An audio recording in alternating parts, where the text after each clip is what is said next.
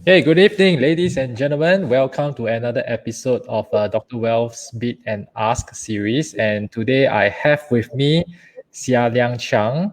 Right, he is an accomplished entrepreneur, and he is the founder for the Shipping Container Hotel, as well as All ID Asia. Right, and he has started a lot of businesses in the past and very experience in this area. He'll be able to share a lot about his experiences and the do's and don'ts for entrepreneurs, a tip here and there from himself.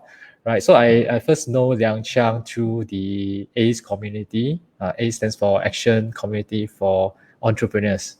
And in Singapore, we need to encourage more people to take up entrepreneurship instead of just getting a comfortable job and climb up the corporate ladder. And nothing wrong with that, okay, by the way. Just that I think to really move the economy forward, we do need more people to take risks and go on to this entrepreneurship journey. So you also realize that I started to talk to more entrepreneurs in this show, right? And today I have Liang Cheng with me.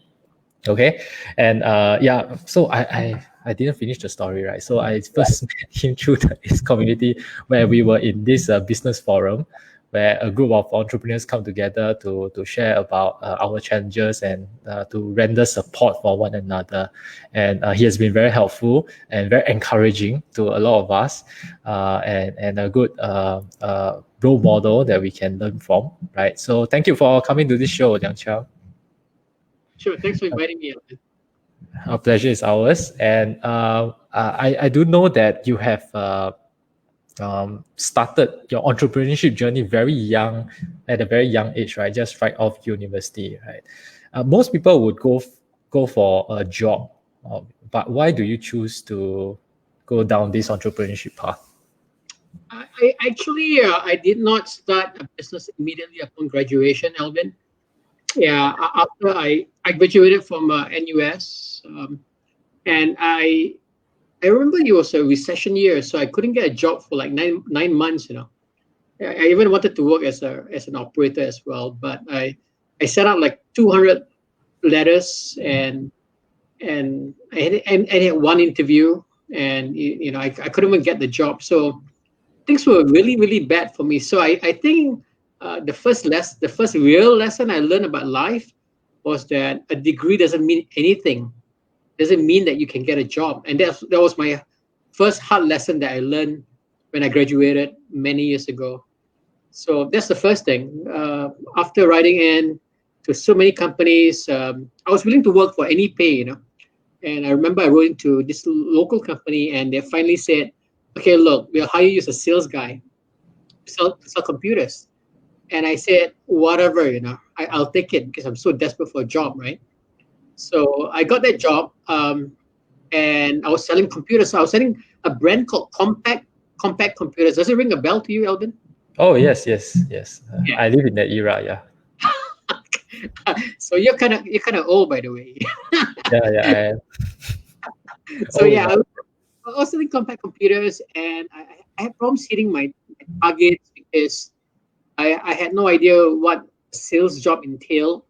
I just thought if you get a good degree from NUS, I think your career is set, right? So I was wrong. So the first thing I learned was a degree doesn't ensure that you get a job. And the second thing I learned back then was just because you get a job, it doesn't mean you don't have to do anything. I realized that you got to work really hard. So um, my boss would, meet me every day. He would push me every day, ask me to see clients, call customers. So I had to go through the whole learning experience again, what it means to be in sales, right? But it was good. It was good because Elvin, I started to. They didn't teach you about sales in university, right? But so I had to learn about how to sell in the corporate world. I did actually quite badly, and I remember my boss wanted to fire me after 6 months. And as a matter of fact, when he found out that I could get other jobs, he actually fired me. He actually fired me from the first company that I worked for. So I was there for about 8 months as a sales executive. So my second job, I was working for a US company. This was much better in terms of pay. I got like double the pay. I was also in sales, also in computing as well. And I was quite comfortable because I finally got a pay that a graduate was supposed to get, right? But I guess I didn't learn my lesson, Alvin, because I didn't do well either. I was a bit lazy. I didn't go out often to do sales. And believe it or not, after 6 months, I actually got fired from this company also. So I got fired from two companies after graduating. And so I started to learn my third biggest lesson. And the third biggest lesson is that I should develop a different mindset when I work for companies. And I remember the third company that I went for an interview, and the guy, my manager said, Liang, what kind of pay do you want? And I said, I remember telling him, Tony, you can pay me anything you want, but what's my target? And he told me my target, and I said, if I can achieve this target in 6 months, can you give me this salary, which is a higher salary? And he was quite amazed by the fact that I challenged him, because he was telling me, hey, look, what pay do you want? And I'm saying, look, pay me peanuts, but if I prove something to you, this is the pay I want. And he didn't come across any people that challenged him, any of his interviews that challenged him. So he took up the challenge, said, yeah, sure, I've got nothing to lose. I'm going to pay you peanuts for 6 months, right? Alvin, to cut a long story short, I remember this third company that I went to. I changed my attitude completely. I realized basically that I could no longer work as an employee. I needed to work as an employer. So I had a business mindset. This is when I was, I think, 24 years old. I was about 24, about 2 years after graduation. And I remember, Alvin, my whole attitude changed, and I would be the first to come into the office. We start work about 8 o'clock in the morning, and I would be there about 7:30 in the morning. People would leave at 5 p.m., and I would stay up till about 8 o'clock, 9 o'clock every night. So I would be the first to come in and the last to leave. And I would see so many customers in between. And I worked really like a dog, Alvin. I completely changed. I had a total mindset change. I became, like I said, a business owner. Even though I was working for somebody, I actually assumed the business is mine. I remember sitting down, having my coffee at 8 o'clock in the morning, and the staff would start coming in at 8 o'clock, right? And then I would say to myself, why are my staff so late? Even though, Alvin, they don't report to me. But I ask myself this, why are my staff so late? And that's because of the attitude which I adopted, which is, I said, this company was mine. And that changed the whole thing. In 6 months, I not only achieved my target, I actually doubled it. And so when I went up to my boss not only confirmed me, he promoted me to a manager. So I was, at the age 25, I was the youngest manager in this US MNC. I had a staff about 10 people under me, salespeople, customer support people. I had my own office. So basically, in that sense, in the corporate world, I managed to become successful by adopting a business mindset. But Alvin, it took me 3 jobs for me to come to that level. Okay, so first of all, sorry for getting the story of your history wrong, right? So you first got to a job and you got fired 2 times, right? Only the third job you became successful, and now we're also facing a period where the economy is not doing well. So I believe that probably a lot of the new graduates are also having problems getting a head start in a career, right? So if anybody, right, in the audience, if you have any friends who are just graduating, please tag them in the comment box so that they can get to hear what Liang Chiang has to share when he started off in a not so good environment when the economy was down. And also that if any of your friends are also entrepreneurs, this is also a very tough time. Do tag them in the comments too, and so that we can reach out to more people and give them more support. Right, it's not an easy time at this point. And Liang Chiang, you're saying that adopting that business mindset, right, as an employee, right, and after you became an employer yourself, right, eventually you start your business, you start to hire people. Do you also look out for such qualities? Oh yeah. Yes, the short answer is yes. But Alvin, even after I became successful in the third company, I didn't finish the story. I actually got fired again for the third time. Okay. Unbelievable. Because What you know happened? what? I was 25. I was a young manager. I was making a lot of money. I was very proud of my. I was quite arrogant actually, and I remember telling people, you know what, corporate climbing the corporate ladder is easy, but what I heard and what I read was being successful in your own business was even tougher. And I recall around that same time in this US company I was working with, the vice president got fired by the owner of the company. And I remember telling myself, if I were to work so hard in a corporate environment to reach the stage where I become the vice president, what if the owner doesn't like me one day because I beat him in golf or tennis and fires me? So that's when I started thinking at the age of 25, perhaps I should be the owner of a company rather than an employee. Now, there's absolutely nothing wrong being an employee or a business owner, but the problem I had back then, Alvin, at the age of 25 and being a bit arrogant, I remember telling people, you know what, one day I'm going to open up my own company. I told a lot of people this, I don't know why. I just went around telling people, and someone rather what got to my manager, my manager's manager, which is the owner of the company. And he called me in one day. Someone read it, the story got twisted, and the story said that what he heard was Liang Chiang was going to open up his own company and compete against this owner's company. In fact, that wasn't my intention at all, but rumors kind of switched, right? And in a way, it was a blessing in disguise because I remember he brought me to his office and he said, I got to put you on indefinite leave. I said, why is that, Bill? And he said, I heard you're going to open a company and you're going to compete against me.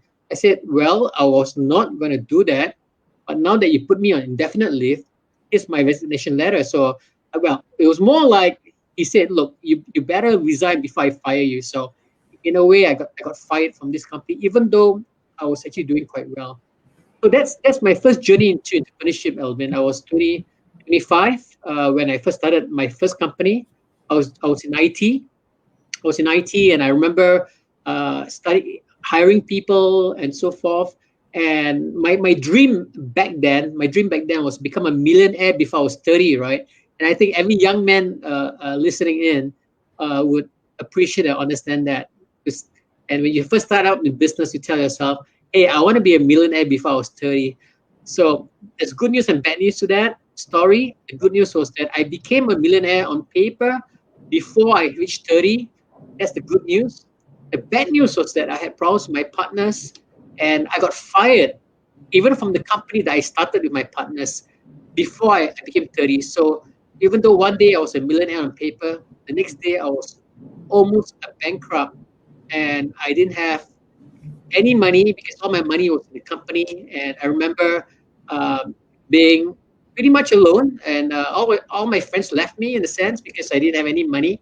I couldn't even go see my parents who were in Malaysia because I remember income tax department telling me that I owed them a lot of money, and I couldn't leave Singapore because uh, they would arrest me, because I had so much back taxes to pay.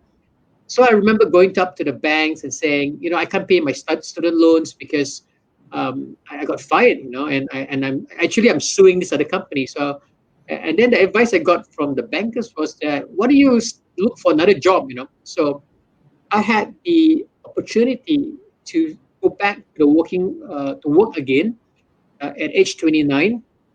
And ironically, I don't know why, Alvin, I decided not to do that. I decided to start another company and I started to ask for funding because I had no savings. I owe $100,000 to banks and income tax department, and I ran around asking people for more money. And they said, "Why do you need more money?" I said, "I want to start another company."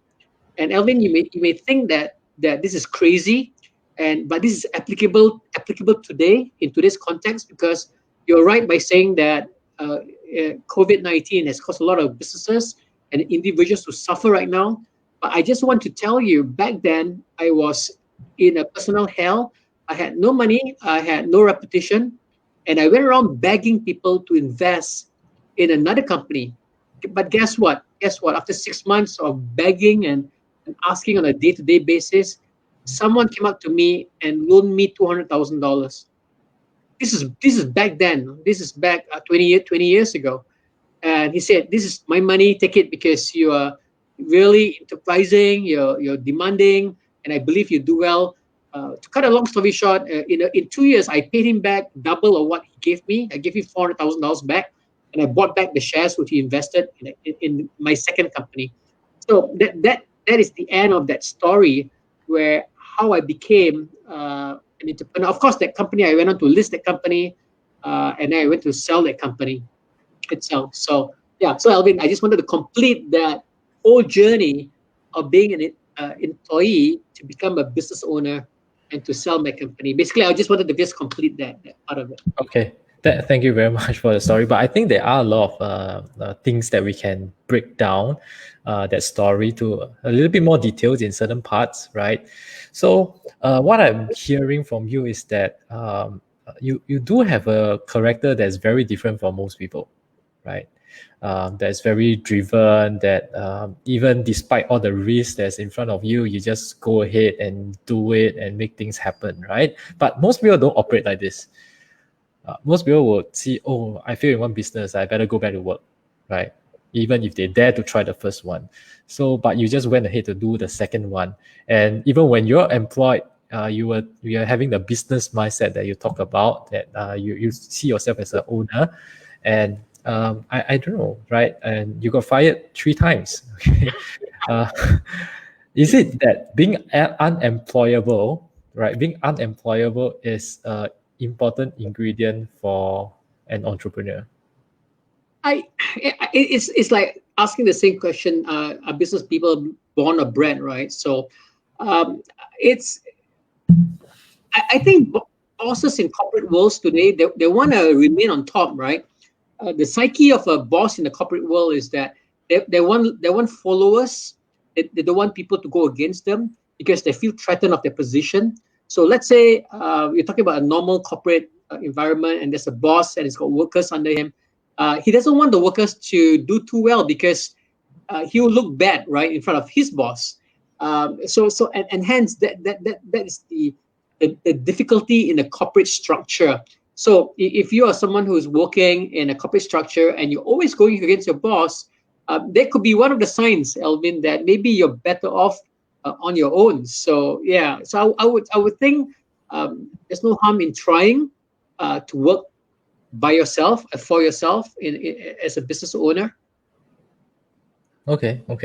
So at the end of the day, it's like you never try, you never know, right? So if the time is right and the risk is something that you can afford, just go for it, right? Well, I used to get questions like, when's the best time to open a business, right? At what age level is the best time? Is 20s or 30s or your 50s?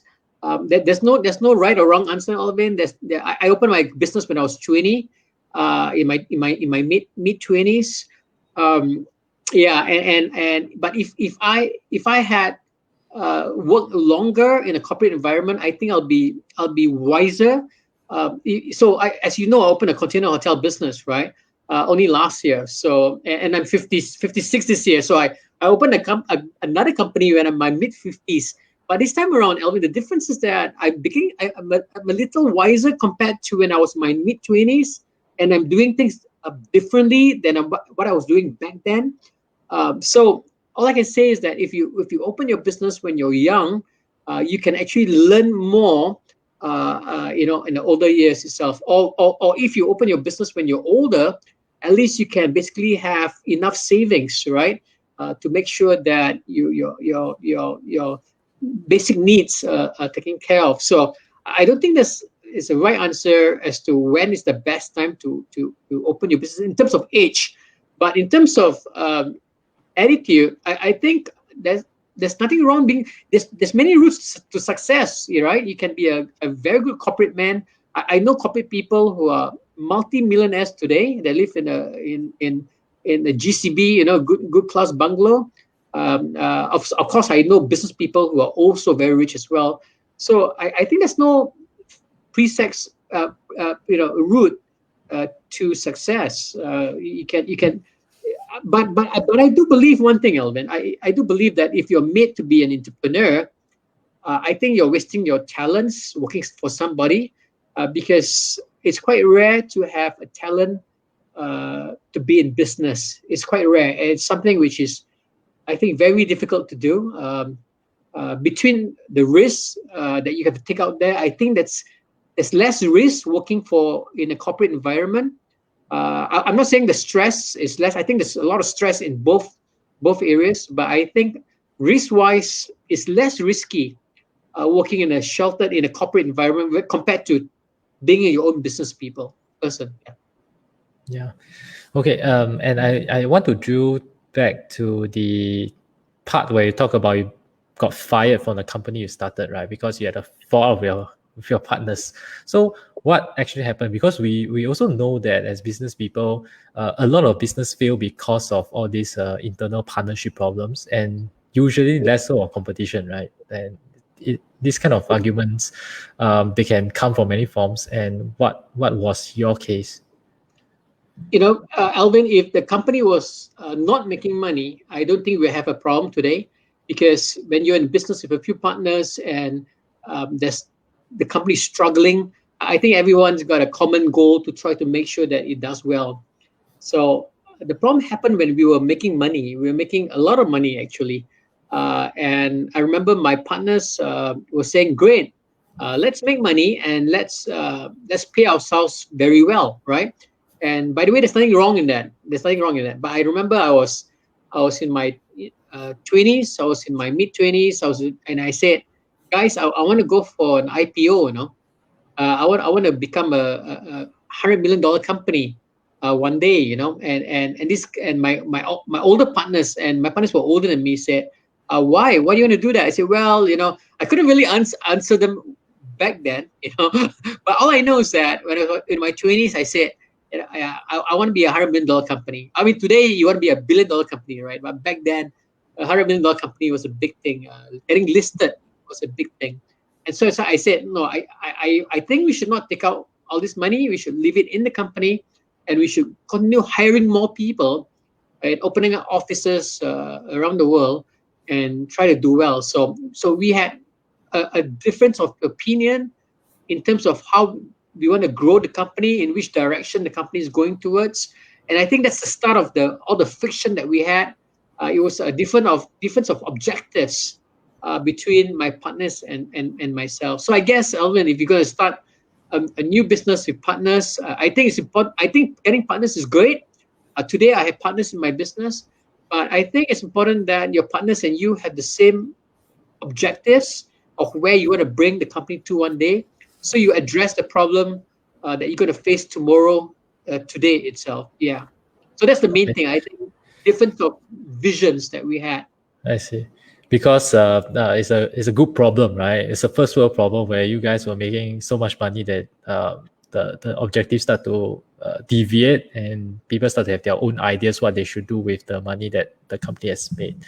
As you said, partners are important. It's crucial for the businesses, and it's good that to figure out some of these things, some of the objectives, some of the goals, make sure they're aligned before you go into the business. But it's easier said than done sometimes, because at the start, maybe the goals can be aligned, but sometimes things change, right? The person's circumstances may change as you go along. So I'm not sure. Is there any way that this kind of we can reduce this kind of partnership risk as different people live different kind of lives as time goes by? If I could turn back the clock, I would actually put down our objectives in a form of a contract. Now, if you start a company, especially a private limited company, your auditor or your COSEC, your company secretary, would tell you you need to have something which is called an M&A, right? Are you familiar with that, Elvin? Yeah. So an M&A is a memorandum of articles of association. It's a legal document, which is a standard document that your auditor will say, your COSEC will say, sign this, and everyone would sign it. Say yeah, because basically in a private limited company, there are certain things you can do and you can't do. For instance, you have to agree that you have to take care of as a director. There are certain fiduciary duties that you have, like you cannot misuse your position in the company. You have to take care of the company's goals and things like that. So all private limited companies have that document. What I would like to suggest is for startups, especially when you have partners, directors in there, is for you guys to actually go in and then amend the M&A, because the M&A is there already, and just tell the co-sec, I want to do some amendments, and then he'll say, what do you want to amend? I say, okay, we're going to put down our goals and our objectives. That's one thing that we want to put down. So all the partners will be aligned at that early stage. Now, Alvin, you're correct. After a few years, when money comes in, things start to change, right? And different partners have different issues. So in that M&A itself, you also put down guidelines as to how you're going to resolve conflicts once you come across it. So you put down things like, okay, we agree to have a third-party mediator come in. We agree to this. We agree to that. What we will agree also to do is not to take legal action against each other, because when egos are involved and people tend to then go get legalistic. They stop talking to their partners, and then they bring in their lawyers. And in the end, Alvin, you know what happens, right? The lawyers are the ones that make all the money. It's not the company. It's not the directors.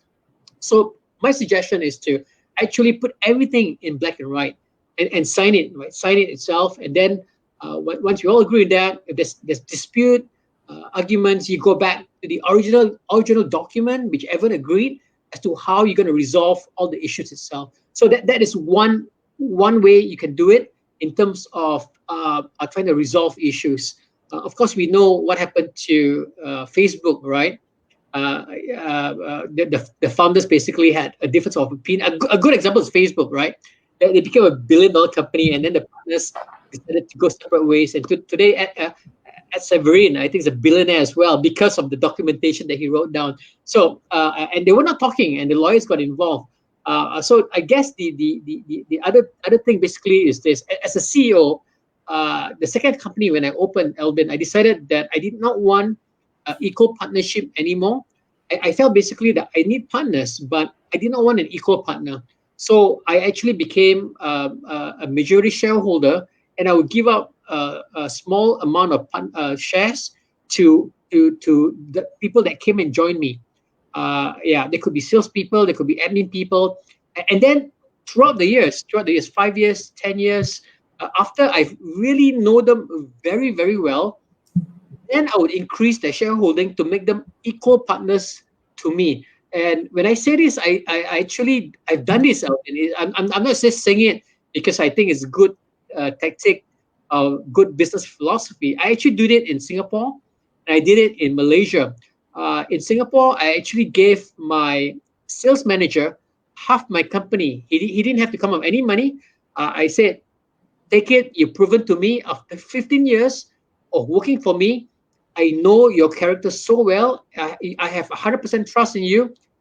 Take the business. So I gave him a $5 million company, Elvin. The company was worth $5 million. And I gave him 50% of shareholding for free. And I said, all you have to do, you're the CEO now. You're the CEO of this new company, which we started together. I was the majority, and he was a minor partner. But in the end, I said, I trust you so much that you take over the company. Half of it comes to me, half of it goes to you, and you are the CEO. You pay yourself a salary. You pay me dividends. Whatever you think that is a reasonable dividend, you give it back to me. And that took 10 to 15 years of trust building. It took me so long to build that trust with him to a level that I could make him an equal partner in Singapore. So that company now, the last year's turnover was $8 million. Of course, this year is going to be actually the same. Actually, we're doing quite okay this year. That's one example in Singapore, and the other example is in KL.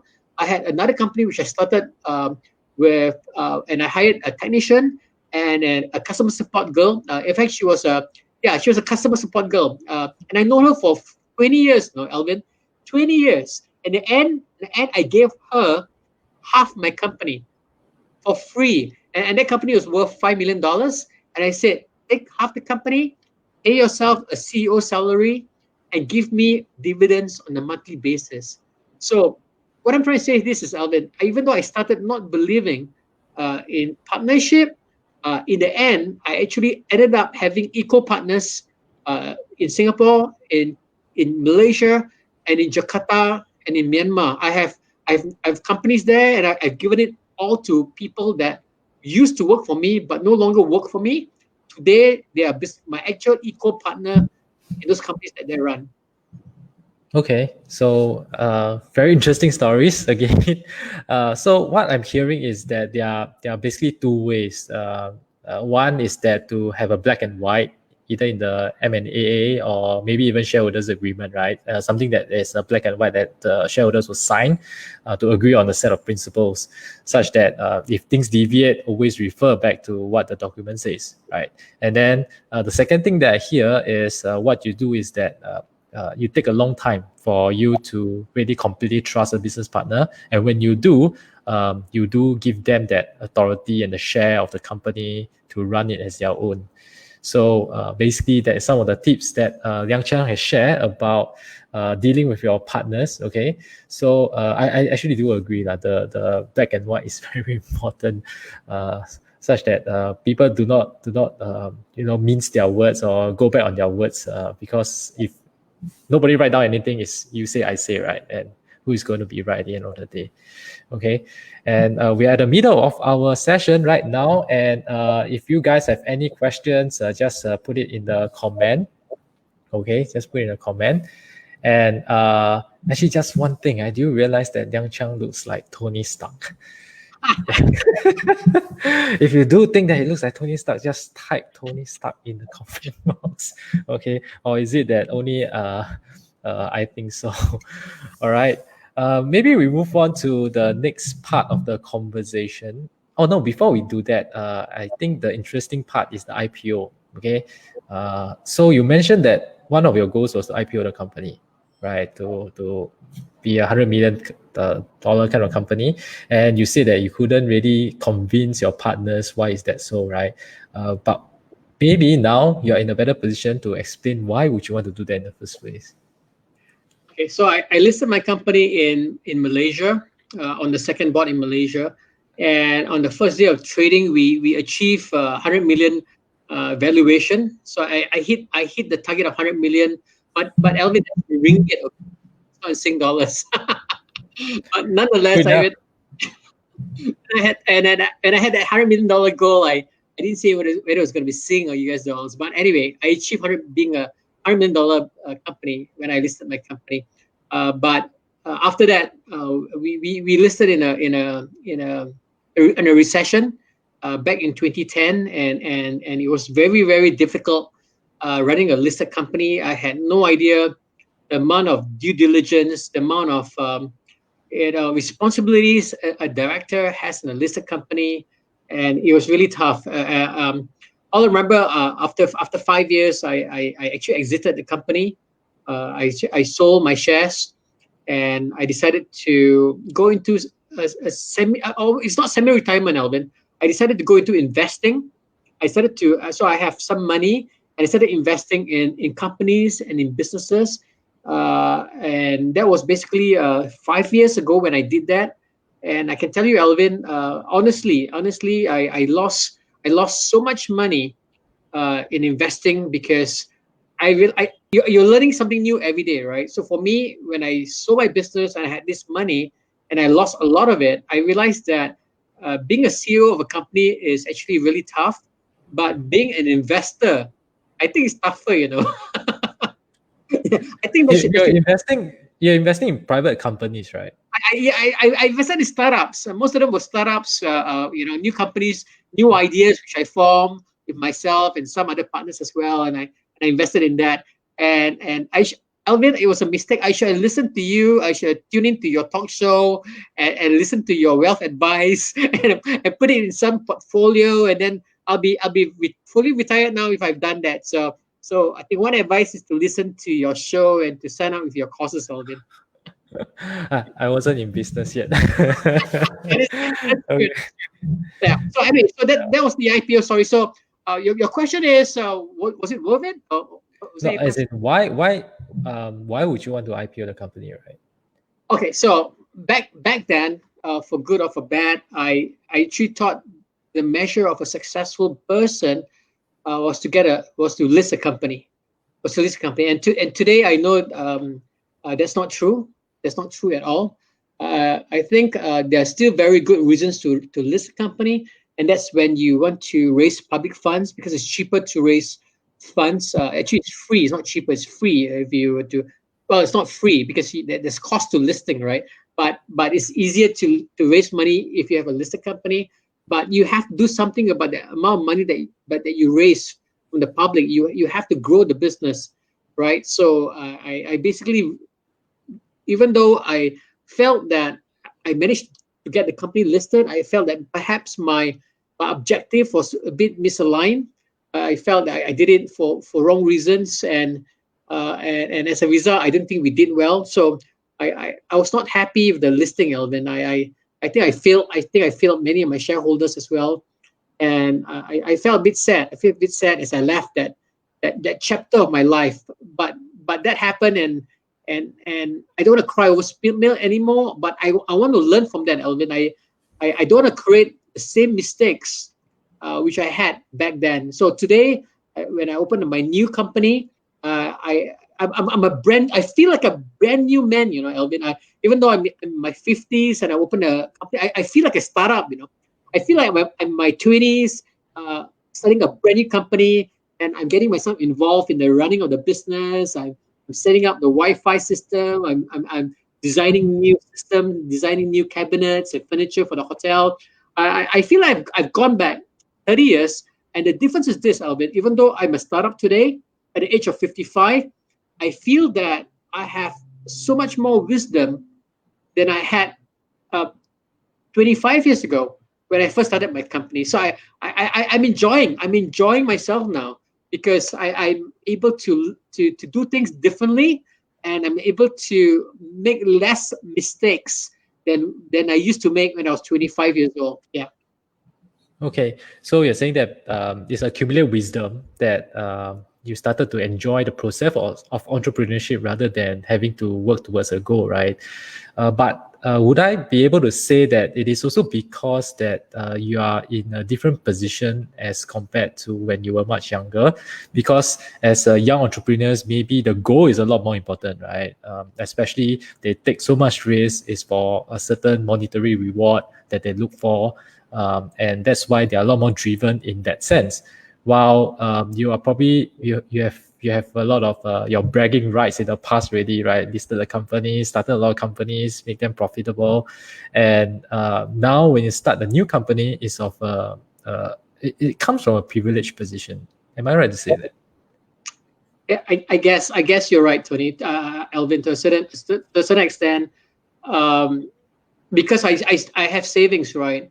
I have met certain basic needs. I think when you're in your 20s and 30s, if you haven't met your basic needs yet, for instance, haven't gotten your house or your car, you haven't gotten married.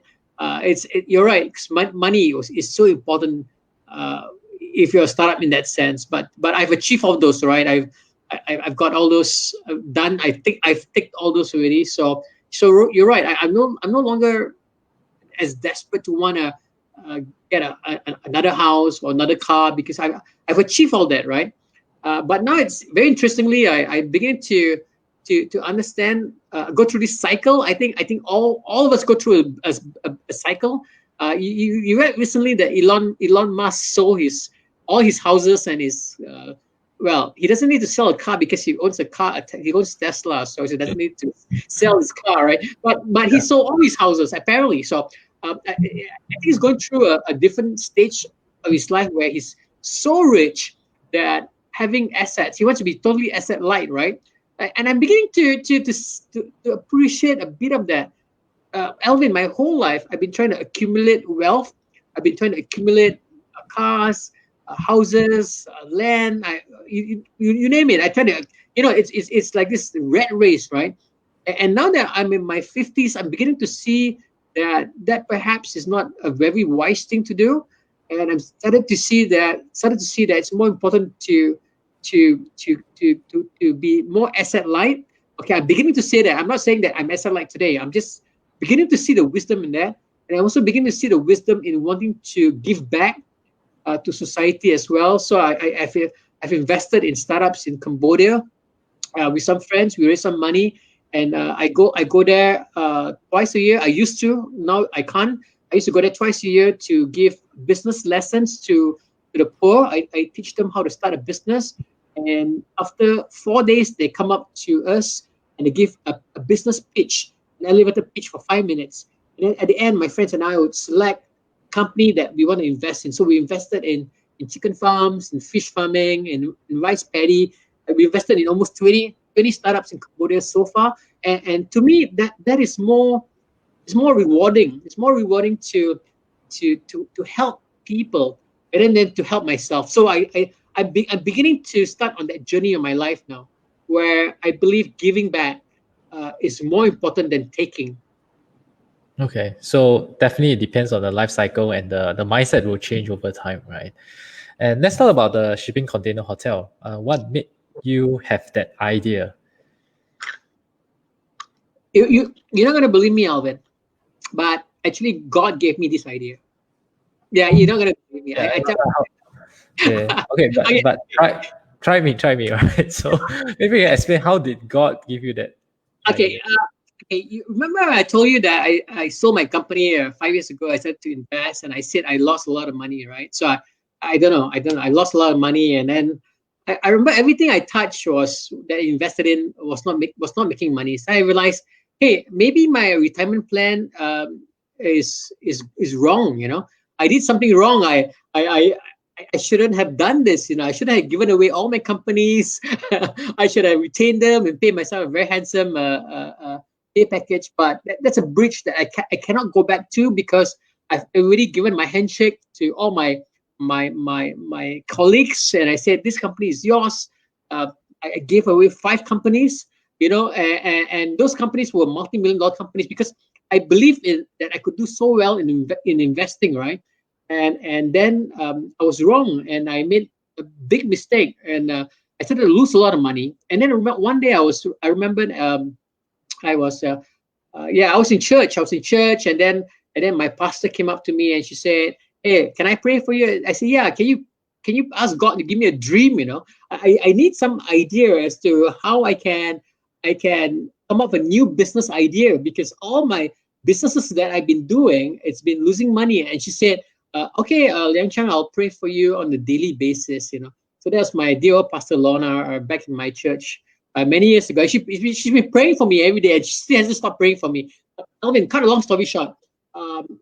One day I remember I was so bored. I had some land in Malaysia. This land was facing a lake. It's a very beautiful part of a land itself. And I didn't really have the money to build a house, but I recall also being influenced by, you mentioned just now, Tony Stark, right? The Avengers. If you watch the Avengers, you realize that a lot of times, Tony Stark had this retreat. It's like a house in the mountain. Do you recall this part where they had, I think, the funeral or something? But anyway, every other movie you watch, you realize that a lot of the Americans and the Europeans, to a large extent as well, have a weekend getaway house. It's like a cabin in the woods. It's very, very, very common in the US, where they would just and it's very cheap as well, right? They build a cabin there, and then and during the weekend they just drive over and do some fishing and hiking. And I've always been very intrigued by that. So I told myself, hey, I may not have money to build a big house, but I have money to build a cabin. So I decided to Google, weekend cabins, right? And how to build them. And this is about 2 years ago. So I started Googling, and I found out that, of course, cabins are made of wood, right? In the US and Europe, they're made of wood. But Alvin, if we're going to build a wooden hut here, or a cabin here, the problem is with, it gets destroyed by water and rain.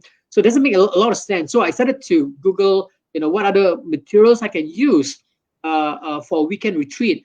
And then I chanced upon shipping containers. And I said, wow, shipping containers. Wow, really? So I Googled shipping container house. I Google shipping container tiny house, right? And you're aware of that Netflix movie, Tiny House, right? There was the in thing back then, about 2 years ago, where people were starting to get intrigued about tiny houses, right? So I'm like, okay, how do you build a tiny house? So I chanced upon this pretty cool design of using shipping containers. And the great thing about shipping containers is that number one, it's cheap. Okay, it's very cheap, especially in Singapore and Malaysia, to buy a used shipping container and then to repurpose it.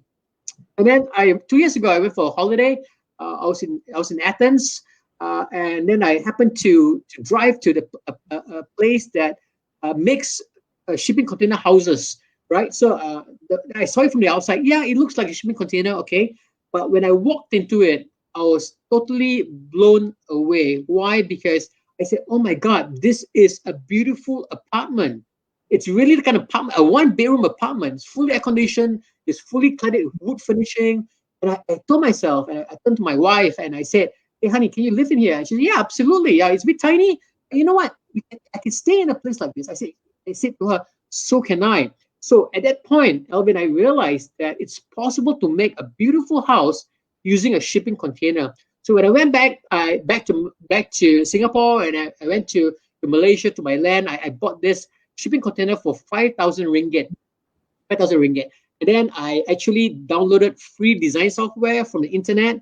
It's called Sweet Home 3D. And I started to learn how to use design software. So it's a 3D design software. So I designed, and it took me weeks, right? But I finally came up with a concept, a design. And I went with this design to contractors. And I said, "Hey, can you make this thing?" And say, "Yeah, sure, we can do it," right? I mean, it's like an apartment, right? So they put in gypsum board, partitions, they put in a bed, they put in air condition, they be putting water supply, you put in electrical systems, you put a full kitchen, toilet, water heater. So it became like a small little apartment, Eldin. And it took me 2 months, and I spent a grand total of 30,000 ringgit. So that's 10,000 sing, right? So for 10,000 sing, I managed to get my tiny house, and in the second link, that's where my land was. So I remember I was so happy myself. I was drinking coffee out on the balcony. I had a wooden platform. I was looking out the lake. I built this weekend retreat, and I was drinking my coffee. I said, "Wow, thank God!" And I told myself, "Thank God, yeah, that I have this tiny house." And at that juncture, Alvin, I somehow rather heard something or someone telling me, "Hey, why don't you make this into a business idea?" And believe it or not, I just say, "Wow, this is crazy. This is totally crazy." I mean, I know I can build a house using a shipping container. I've done that, but to make it into a business idea in Singapore, I mean, that's a whole level of craziness, right? But that voice came to me, Alvin, and I'm sure it was God telling me that I should do that. And so I went back to Singapore, and I emailed Ministry of Trade and Industries, MTI. I said, "Hey guys, I got this crazy idea. I want to start a pop-up hotel using shipping containers, where I want to put it in really unique places in Singapore, where Singaporeans can, use it as a weekend retreat. Instead of going for a normal hotel, I wanted to go to like really off the grid places. The good places is some jungle, some Ulu Park or something in Singapore, or some Ulu Island, and then where there are no hotels, by the way, and stay in my hotel because I'm going to put it there, right? And they're gonna say, "Wow, this is so cool! We could stay off the grid. Even in Singapore, you could stay off the grid." So I wrote to MTI, and MTI wrote back, and they said, "We love your idea." And I'm saying, "What? You love my idea? But it's a crazy idea." I say, "Yeah, we love crazy ideas, right?" And so any of your listeners that are listening right now, if you got a crazy business idea, you can write into the Ministry of Trade and Industries, MTI. There is search for the Pro Enterprise Panel, or PEP. Yeah, so it's MTI/PEP something. Or go to Facebook and search for Pro Enterprise Panel, and then you write into them with your crazy, hairy, audacious idea. And MTI may just say, "We love this idea. We're going to not only protect you, we're going to try to help you get this idea off the ground." So that's exactly what MTI did to me. They said, "Chiang, this hasn't been done before, but we're going to give you a first mover framework. We're going to protect this idea, and then you can basically go to any of the ministries and say, 'Hey, MTI is behind you.'" So that's exactly what I did. So I got this approval for MTI. I went to URA, I went to JDC. Say, "Hey guys, I got this crazy idea. I want to make a hotel using shipping container, and I need some land. And they said, "Are you crazy? That's not been done before. How long are you going to do this?" I said, 2 years. So 2 years, I'm going to move the container, right? It's a container, so I can put it in a trailer, right? So I'm going to move it around the island. So I said, but I need someone to give me a place to put it for 2 years.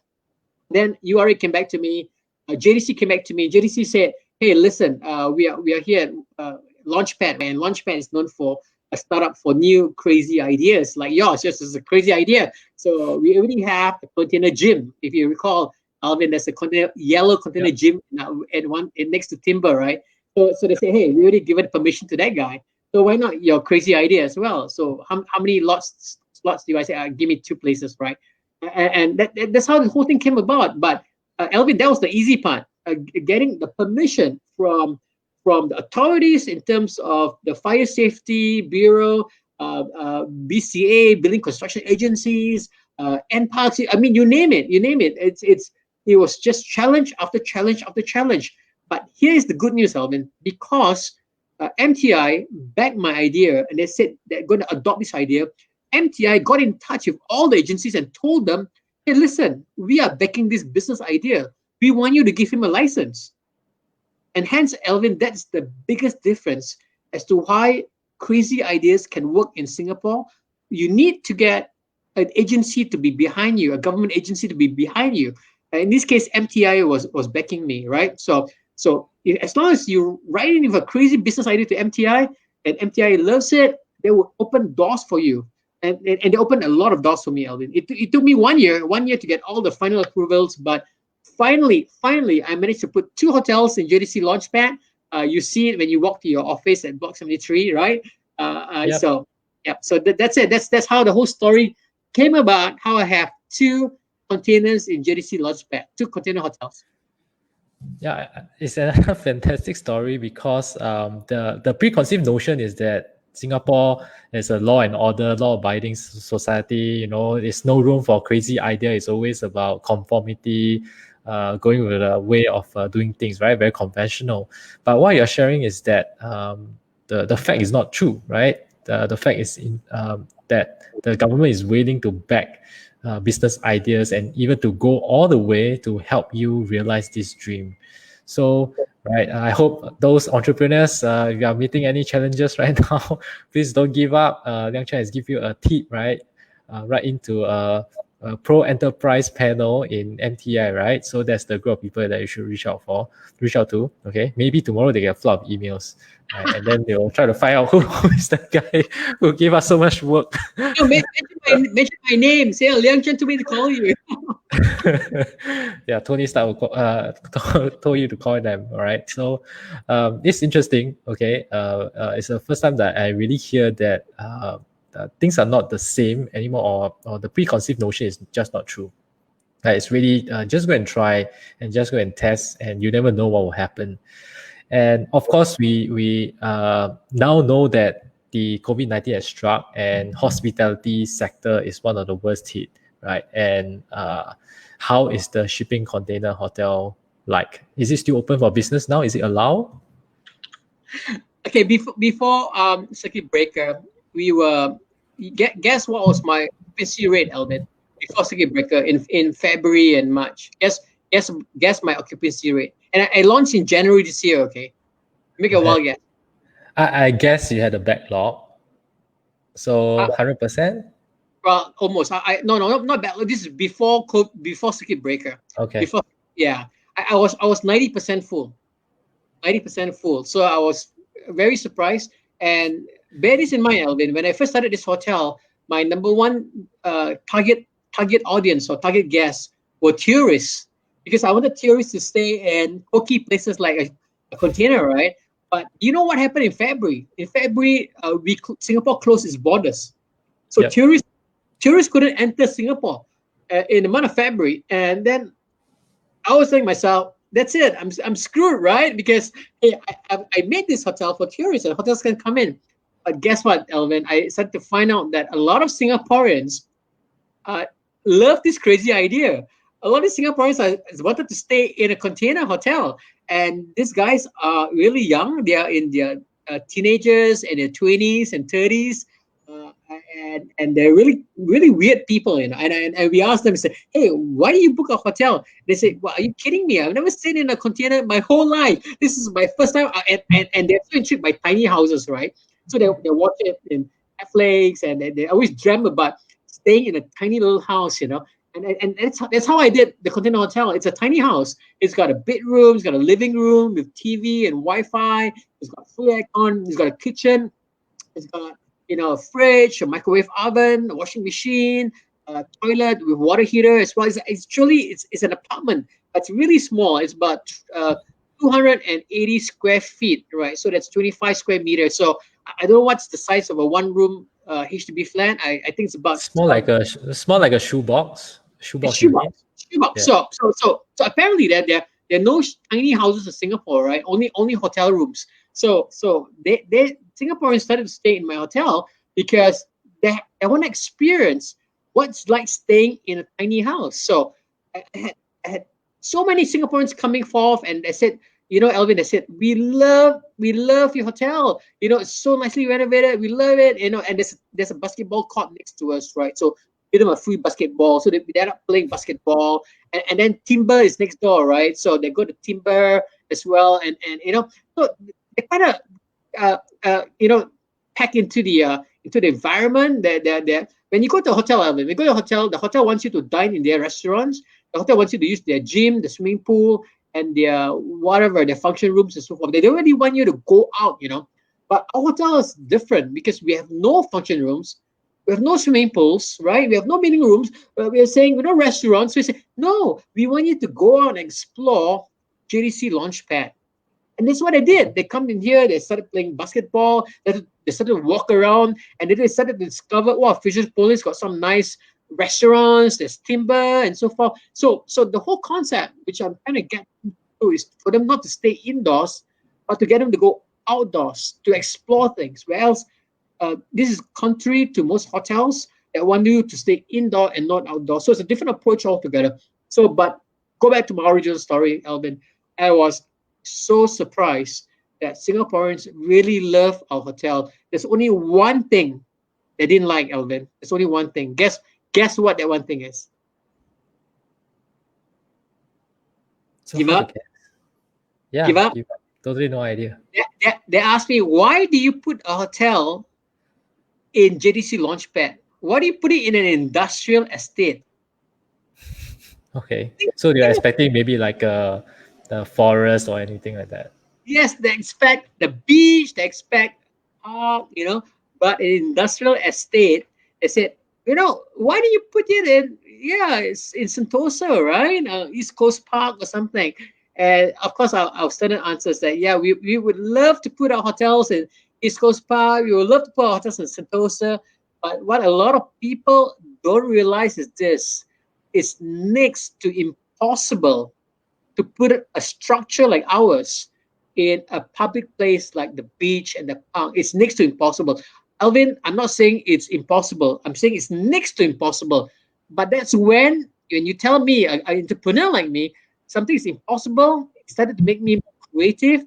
It challenges me. And I said, you know what? It's going to be impossible. I'm going to do it. So, you know, watch this space. You know, follow us on Instagram, follow us on Facebook. Guys, I cannot tell you yet. It's early days, but do not be surprised one day you see our hotels in parks, you see our hotels on the beach, in some island somewhere, because that's the dream which I have, Alvin. I want to put this hotel in really crazy places in Singapore so that Singaporeans can go and go into a pop-up hotel and enjoy themselves there, okay? So that's my dream. Okay, so that's a good challenge, and let's go to the audience. All right, where do you think is the craziest place in Singapore that is almost impossible to put a container hotel? Right, just put it there, and Liang Chiang will make it happen. Okay, give him the challenge. Just put in the craziest place that you can think of. Okay, yeah, I will actually try Pulau Tekong. Yeah. Yeah. Probably the container hotel would be a more luxurious place than their bunk. Okay, than Army Boys bunk. So I don't think they would mind. Okay, Singing or saying Pulau Ubin, right? I think that sounds not very challenging, right? It sounds very possible. Okay. Yeah, just Yeah. put in more. Istana. Terrence say Istana. That's a good one. That I think it's tough. So we got more Istana. Oh, another guy, Tekong. Okay, Tekong, right? Great mind thinks alike. Okay. Yeah, I do think Istana probably is harder than Tekong. You gotta get the president's approval. Yeah, I write to President Halima and ask her. Okay. Yeah, seems like they have a lot of ideas. Okay, so okay, great.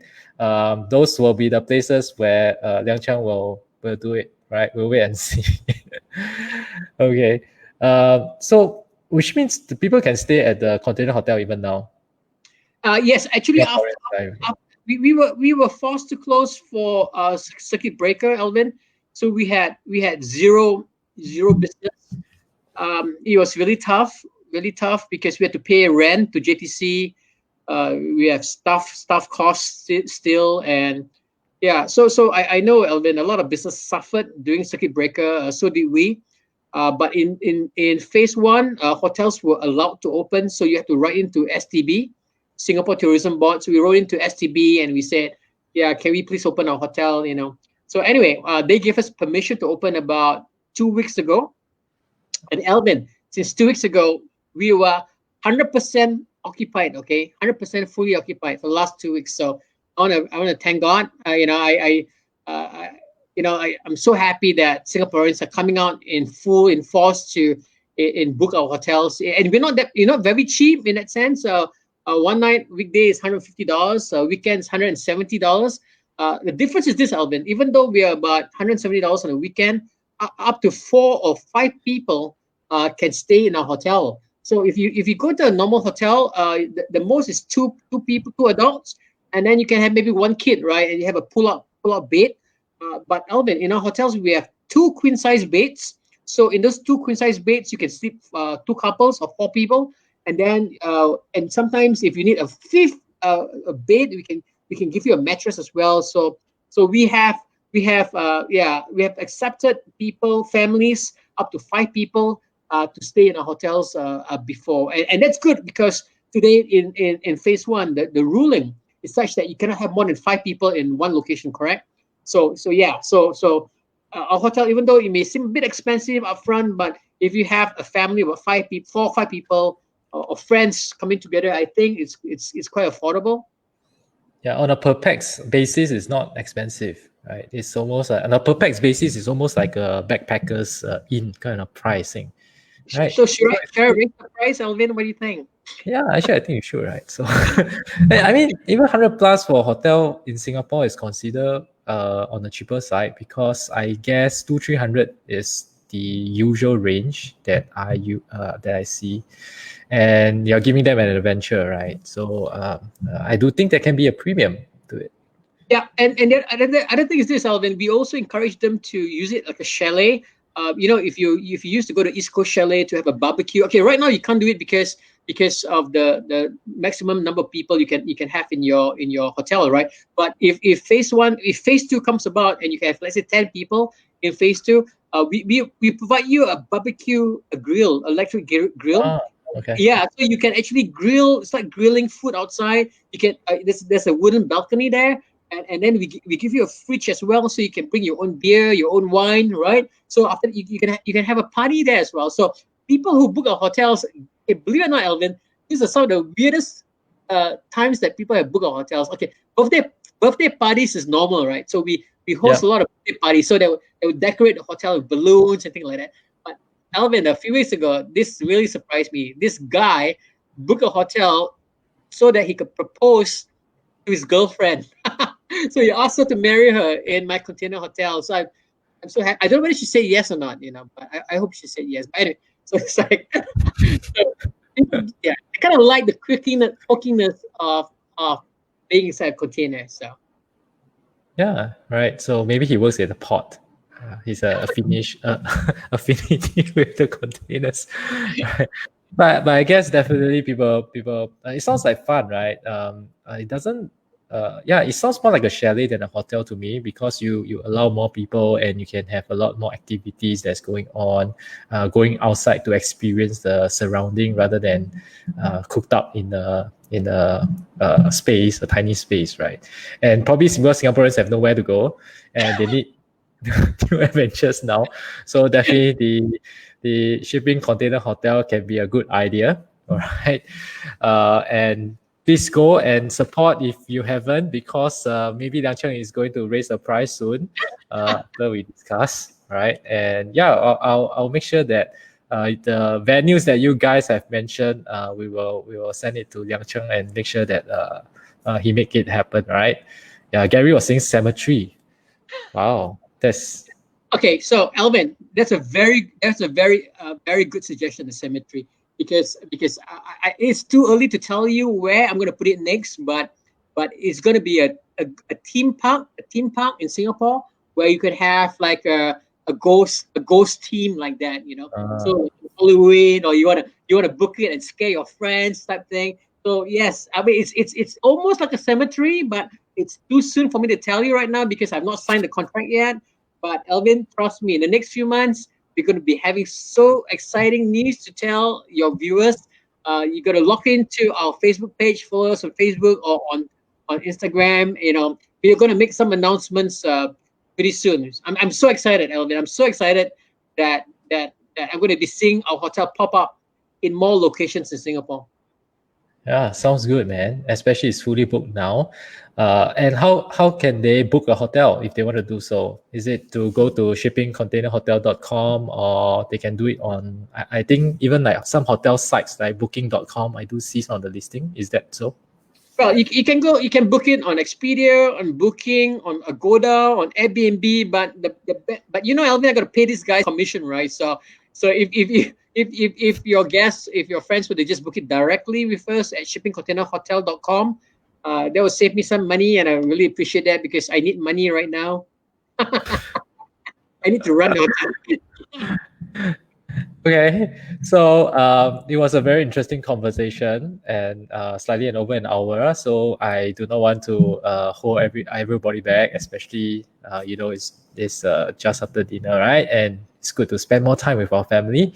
And thank you for tuning in, and thank you for Liang Chang sharing all the useful bits and the very motivational stories and the inspiring stories, the crazy stories that you have. And during these difficult times, I think Singaporean entrepreneurs can definitely get inspired and really carry on right through the tough times and come out stronger at the end of the day. Right. Thank you, Liang Chiang, once again. Thank you, Alvin. everyone, for tuning to the show. Right. Good night. God bless you guys. Thank you. Good night.